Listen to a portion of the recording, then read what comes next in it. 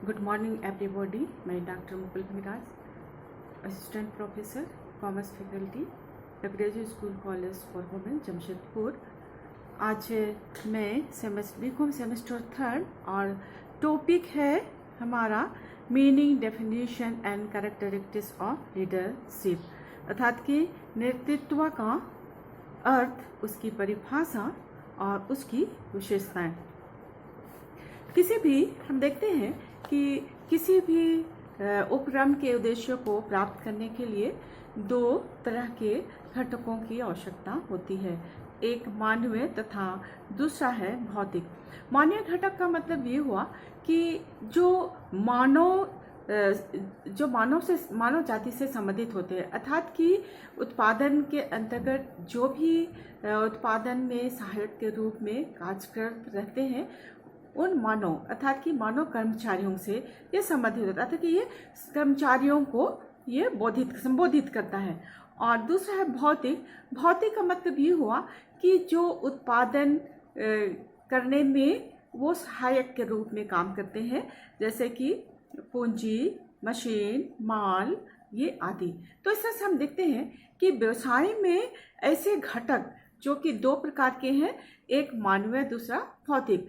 और यदि मान लीजिए कि एक घटक के द्वारा हम काम करेंगे उत्पादन कार्य, तो उत्पादन जो है अच्छी तरह से नहीं हो सकता, असंभव है। उसी तरह से मान लीजिए कि भौतिक साधन के द्वारा ही हम काम करें और मानवीय साधन को हम छोड़ दें, तो वैसे स्थिति में काम जो है वो नहीं हो सकता है। अर्थात कि दोनों को हम यदि संयुक्त रूप से हम काम करते हैं, तभी उत्पादन जो है अच्छी तरह से होगा और उत्पादन से संबंधित जो हम उद्देश्यों को रखे हैं, तो उन उद्देश्यों की हम प्राप्ति कर सकते हैं। लेकिन ये मानव जो कि कर्मचारी से संबंधित मानव समूह जो कर्मचारियों से संबंधित होते हैं, तो वह उत्पादन के अंतर्गत सक्रिय साधन होता है।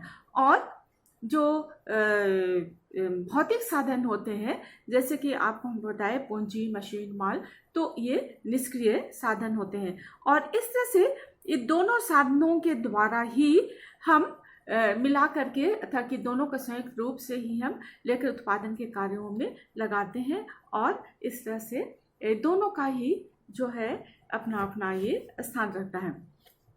तो इस तरह से अब ये प्रश्न उठता है कि क्या एक उपक्रम में जो भी काम करने वाले कर्मचारी हैं, तो वे अपनी पूरी क्षमता के साथ में काम कर सकते हैं अथवा उन उद्देश्यों को पूरा करने में अपनी निष्ठा लगा करके काम करते हैं।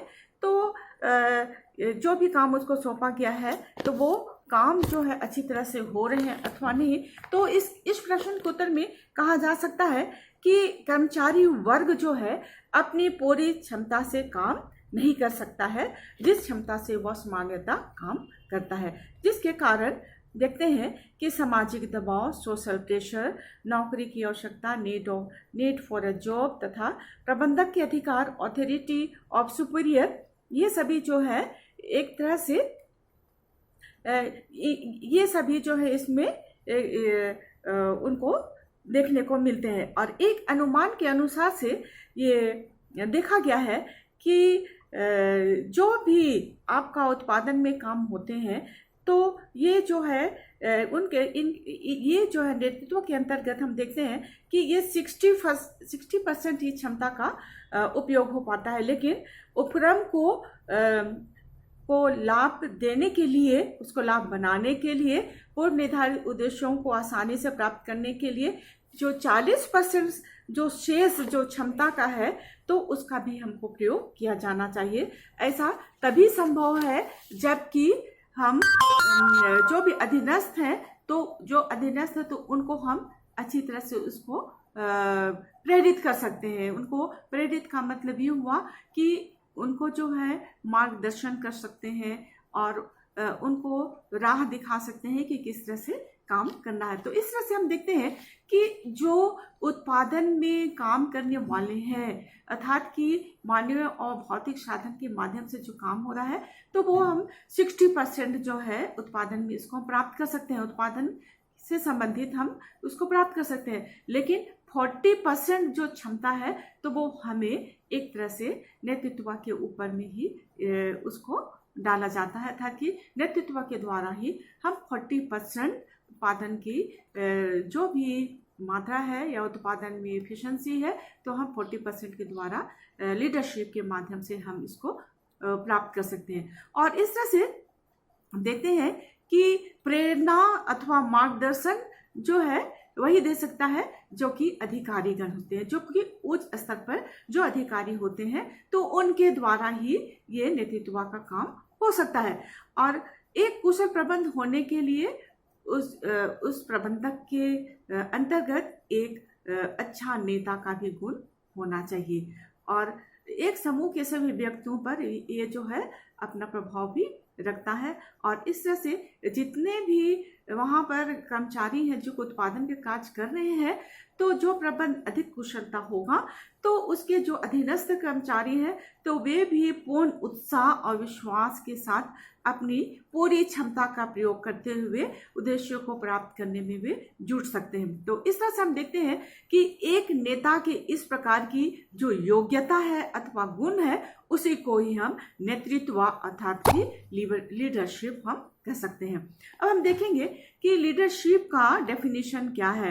प्रायः देखा गया है कि नेतृत्व जो है वो किसी व्यक्ति विशेष के उस गुण अथवा योग्यता के रूप में हम इसको परिभाषित कर सकते हैं, जिसके द्वारा वह उसकी अपने अंतर्गत जो भी अधीनस्थ व्यक्ति हैं या अन्य व्यक्ति हैं, तो उनको कार्य के प्रति मार्गदर्शन करते हुए वे मार्ग करने के लिए उनको प्रोत्साहित कर सकते हैं। उस तरह की यदि उस व्यक्ति में योग्यता बनता है, तो वही व्यक्ति जो है वो सफल नेतृत्व और अपने अधीनस्थों को कार्य संपादन में अच्छा प्रोत्साहन दे सकता है।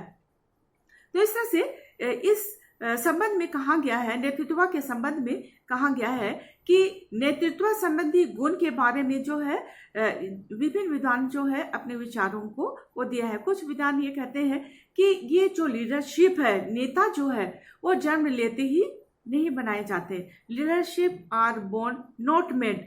इस मत के अनुसार नेतृत्व संबंधी गुण जो है वो जन्मजात होते हैं, इन्हें प्राप्त नहीं किया जा सकता। इसके विपरीत कुछ विद्वानों का कहना है कि नेतृत्व के गुण प्राप्त किए जा सकते हैं, अर्थात नेता बनाए जा सकते हैं, लीडर्स कैन बी मेड। तो इन दोनों जो मत दिए गए हैं विद्वानों के द्वारा, तो उनको यदि हम उनको एकत्र करते हुए जब उसको हम देखते हैं, तो इस संबंध को लेते हुए ऑल्डे टोड ने भी अपने विचार इस तरह से उन्होंने इन दोनों विचारों को लेते हुए इस तरह से अपने विचारों को प्रकट किया है कि नेता जन्मते भी हैं और बनाए भी जाते हैं, और जिन व्यक्तियों में नेतृत्व के गुण होते हैं वे अवसर मिलते ही इनका लाभ उठाते हैं और स्वतः ही प्रकाश में आ जाते हैं। तो इस तरह से ये जो ऑनवर्ड 10 जो है वो दोनों विद्वानों की परिभाषाओं को लेते हुए अपने विचारों को जो है इस तरह से प्रकट किया है। तो हम देखते हैं कि इसकी परिभाषा जो है विभिन्न विद्वानों के द्वारा इस प्रकार से दिया गया है। नंबर 1 है अकॉर्डिंग टू कुंज और डोनेल के अनुसार। इसके अनुसार से है कि किसी उद्देश्य को प्राप्त करने के लिए संदेश वाहन के माध्यम से व्यक्तियों को प्रभावित कर सकने की योग्यता नेतृत्व कहलाती है। लीडरशिप में B defined as the ability to exert interpersonal influence by means of communication toward the achievement of goals।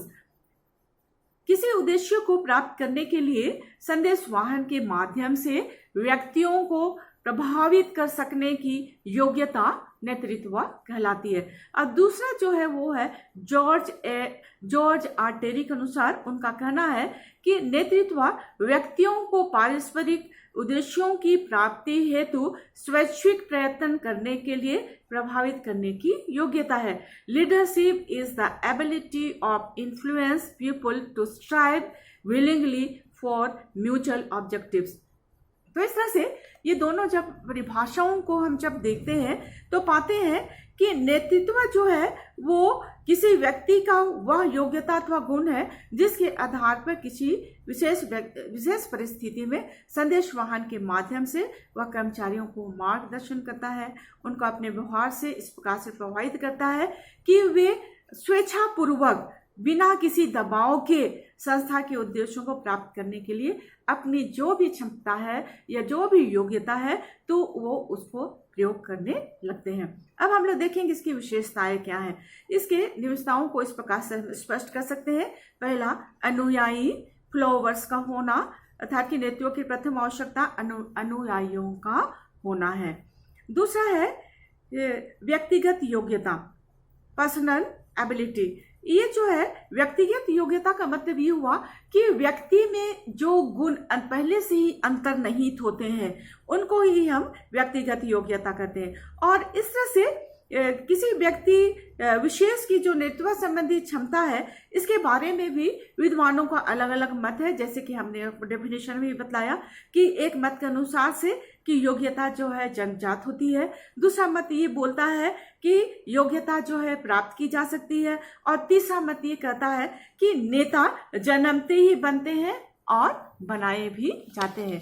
तो इस तरह से ये जो है दूसरा पॉइंट है।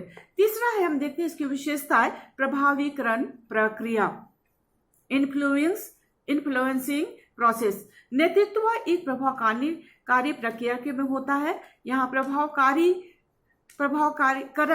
प्रभावीकरण का अर्थ दूसरों को अपने प्रभाव लेने से है, अर्थात कि वो अपने व्यवहार के द्वारा दूसरों को भी वो प्रभावित करता है, और प्रभाव करने के द्वारा वो जो है एक तरह से जो भी कर्मचारी हैं तो वो जो है उनके व्यवहार से वे खुद ही उसे आकर्षित होकर के काम करने लगते हैं। तो इस तरह से हम देखते हैं कि नेतृत्व के अंतर्गत नेता अपने अनुयायियों के साथ इस तरह का व्यवहार करता है कि वे स्वयं ही उसके प्रभाव में आ जाते हैं, और जैसा प्रबंधक जो चाहता है वे वैसा ही कार्य करने लगते हैं। चौथा है परिस्थितियों का प्रभाव। ये परिस्थितियों के आधार भी नेता का गहरा संबंध होता है। जिस जगह पर जिस परिस्थिति में रहते हैं तो उसी परिस्थितियों के अनुकूल वे ढल जाते हैं। जैसे वो यदि वो फैक्ट्री में वह प्रबंधक है तो उस परिस्थिति के अनुसार से वह वहां का जो है नेतृत्व संबंधी काम को करने में निपुण हो जाता है। यदि वो राजनीति में है तो राजनीति के क्षेत्र में